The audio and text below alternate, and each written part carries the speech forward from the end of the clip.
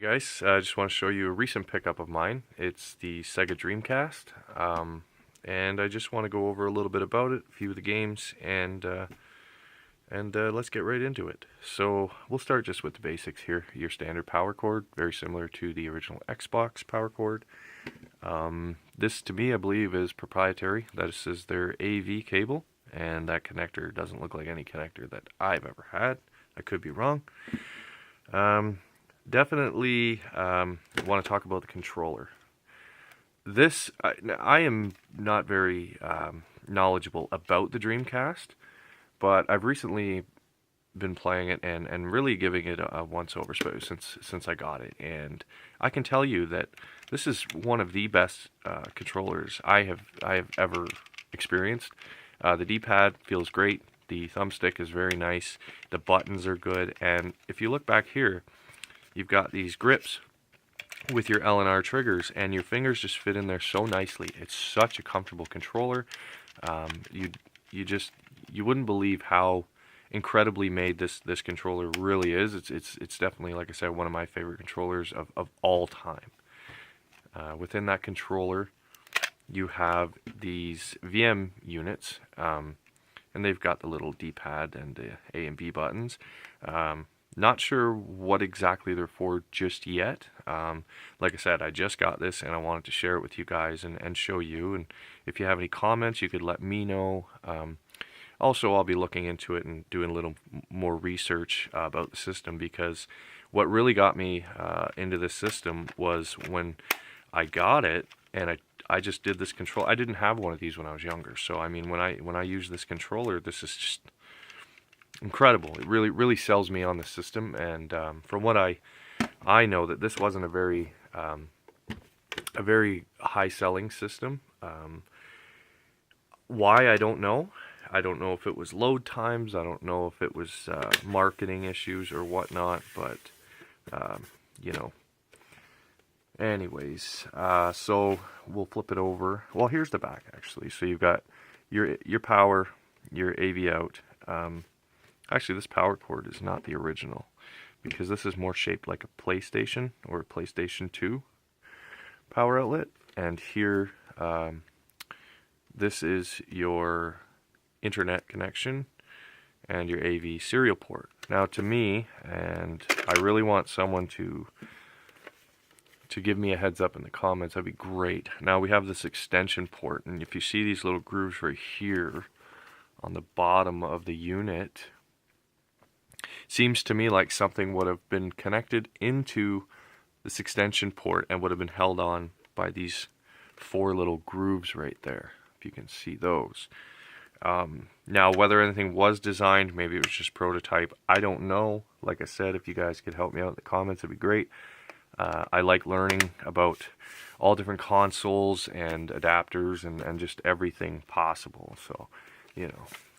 But again, it's a nice system. I've recently been playing it, and what sells me on it more than the games is this controller. It is absolutely comfortable, and I can't say enough about it. It's a great weight, and it's durable. I mean, I thought having this screen here and this little plastic piece, but it's actually really well made. Thumbs up for Sega for doing that. Unfortunately, like I said, the system didn't really sell well. Here's some games. I have a loose disc that I got. Test Drive 6. It's a decent game. I mean, it's a racing game, and there are some racing games that stand out. This isn't really one of them, but definitely something that I will play more than once. The next one I have, and I need new cases for some of these. They've got cracks and stuff, but what do you want for picking up for free? So this is Echo the Dolphin, Defender of the Future. I played this a little bit, and I must say, and I played Echo the Dolphin on the original Sega Genesis, and I'm just not a fan. They're okay, but it's just not for me. This next game, this is Blue Stinger, and this is more of a game for me. I know everyone has different preferences. This is made by Activision. As you can see here, and it's definitely a very, very fun game. It's great for, I mean, it's mature, but I would recommend it to everyone. Definitely, it's a really really fun game. Can't say enough about it. This next one is Test Drive Le Mans. Um, Again, it's a racing game. This is definitely, in my eyes, forgettable. But I mean, there's people that could say it's a great game, and everyone has different opinions on things. But for me, it's definitely a forgettable title. It's not something that I will be putting back in my Dreamcast probably ever. It will probably go into one of my yard sales. Now here, Crazy Taxi. Now this is a game that I can't get enough of, and it's a wonderful wonderful game. Really well made, very fun. Everyone knows Crazy Taxi, and if you don't, I absolutely recommend this for anyone with a Dreamcast. This is top notch right here. It's a very very fun game for everybody. My 5-year-old will love it. I love it. My wife likes it. It's great. Now, my wife likes that one, but my wife, this is her game. She loves this game, and that is Sonic Adventure. Sonic Adventure. And she plays the heck out of this game. She always has. This is one of her favorite games, I think, of all time. And she's not a very big gamer. So for this to pique her interest was, it excites me that she's actually getting into gaming, which, at least a little bit. This next one here, I haven't played. This is D2. Now, this game here, I looked it up, and apparently it's worth some money. I looked on eBay, $75 to $100, roughly. And I can honestly say, I've seen gameplay of it, and it doesn't look bad. It looks like a game that I would enjoy. Now, that being said, I might enjoy, and I might like it, right? However, what I would like is the $75 or $100 that I could sell it or trade for something that I'd really enjoy, or actually something really cool or unique that I could show off in another video for you guys. I want to do a lot of unboxings in the future, and mostly it could be old stuff. It doesn't have to be brand new unboxings. A lot of people do that, but I have certain things around that I've had for years, video game related or not, and I just think if they're unique or different or something you don't hear much about, then I definitely want to give you guys an unboxing, a review, and let you know a little bit more about it. Now, one thing I will say about this particular console, it was given to me, actually, and that's why it was free, and I got it given to me by my father-in-law, and I really appreciate that. Thank you. And definitely, I'm going to be enjoying this more and more. Like I said, awesome controller. I mean, I wish I could hook this thing up to my Super Nintendo, my NES Classic, everything. But again, about this console, now I don't know, the camera's not great, guys. I apologize for that. I will be getting a better camera in the future. I'm new to YouTube, and I don't have a ton of money to throw at my lighting and camera and stuff. So, it's not coming clear, but it's manufactured August 1999. And with the Dreamcast, anything that was manufactured prior to October 2000 will actually play backed up, burned copies of the games.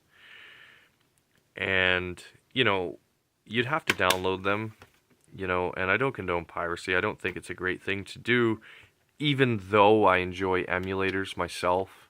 There are a lot of expensive rare games out there, or even common games. I mean, Mike Tyson's Punch-Out is like $40 Canadian for the Nintendo. I had that when I was a kid, and I don't want to pay $40, so I could play it on now I have it on my NES Classic that I've modded. But a game like this, so this is a $100 game. Now, do I like it? Do I not? I haven't played it yet.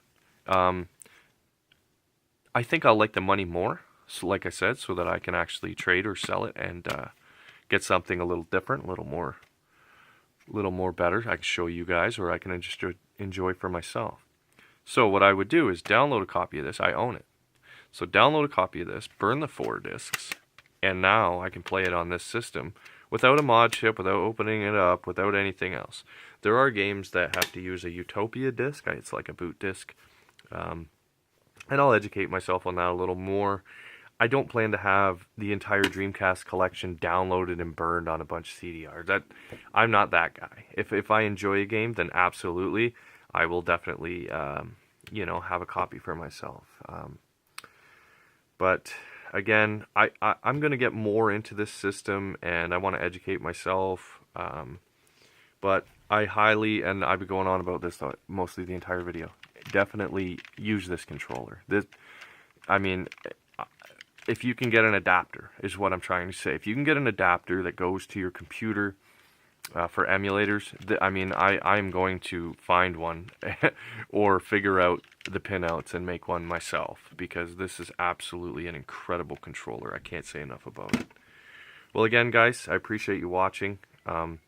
Definitely in the future, I'm going to be doing a lot more reviews, unboxings, maybe some gameplay videos, depending if I can get a capture card. But I want to show some of the stuff that's not always on YouTube, and I'll do my best to do that. It may not always be video game related, but for the most part, especially me starting out, I've got a lot of things that I want to show to people and definitely get comments on. So have a great day, everybody, and thanks for watching.